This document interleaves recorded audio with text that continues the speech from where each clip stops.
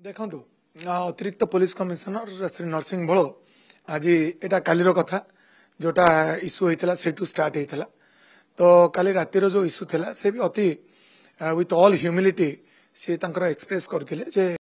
गाड़ी पारे से घटना को लेकर राजनैतिक दल कांग्रेस टिके प्रतिक्रियाशील होकर आज ये घटना घटी किंतु ये जो घटना जी घटला चाहिए कांग्रेस नेतृवर्ग जो मैंने उपस्थित थे से चाहिए कंट्रोल कर जेहेतु कर्मी सहित थिले संभाळिबा दायित्व कंट्रोल करबा दायित्व रेस्पॉन्सिबिलिटी से जेकोसी अघटन करेंगे से दायी रही आज कौन कर्मी पाखे जदि छुरी द्वारा आघात का करते से घटना अनायत होता से किसी विचित्र अवस्था नाला एणु आमे खाली घटना एवं ताकू प्रतिक्रियाशील होगा या खाली देखले चलबनी जिते कर्मी मान नहीं आसुँच निश्चित भाव में निजे सतर्क रहा कथा एवं से सिचुएशन को निजे कंट्रोल करने कथा जोटा कि है नहीं एवं अति अघटन एवं अरुचिकर परिस्थिति सृष्टि होती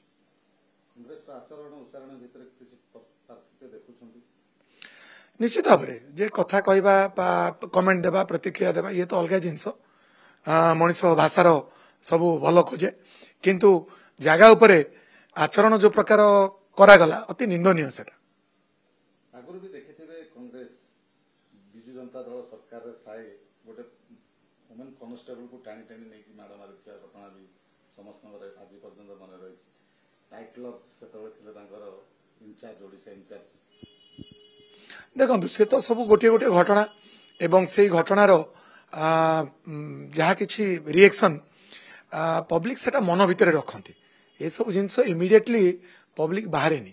किंतु ये सब जिनस बहुत दिन पर्यंत लोक मन भितर रहे जे जड़े उच्चपदस्थ पुलिस अफिसर को समस्त प्रेजेंस रे एवं फोर्स प्रेजेंस रे बेजित करवा तांकर कैप गलईदेवा एवं तांकर स्टार को भिड़ा एवं असीमीचीन भाषा प्रयोग करवा ये सब अत्यंत निंदनीय घटना एवं ये सब जिनस जहाँ लाइव टेलीकास्ट है ये सब जिनस पब्लिक देखिले यहाँ गोटे भल संकेत नुह एवं निश्चित भाव में पब्लिक माइंड यहाँ बहुत दिन पर्यंत